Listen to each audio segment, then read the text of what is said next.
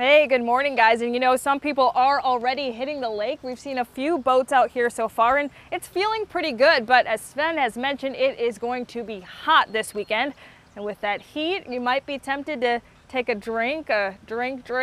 But heads up, because drunk boating is illegal. Check out this video from Stillwater. That's where the DNR talked to us about its weekend plans for Operation Dry Water. It means hundreds of officers across the state will be cracking down on drunk boating starting today. Now, last year when they did this, it led to 500 arrests. And get this, if you're arrested, you can spend up to 90 days in jail or pay a fine of up to $1,000. The purpose of this isn't to stop you from having fun, it's about safety. In 2017, alcohol was a primary factor in half of boating fatalities in Minnesota. Boaters drown because they aren't wearing a life jacket, but being intoxicated is often what causes the crash in the first place.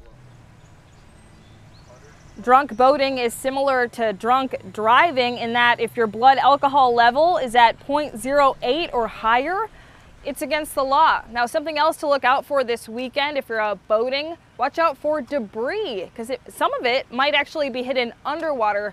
And we're told this is because of the high water levels that we're seeing at a lot of local lakes and rivers. Guys, back to you. Going to be a great weekend to get out on the lake. Thanks for those safety tips. We'll catch up with you a little later in the show, Kyle.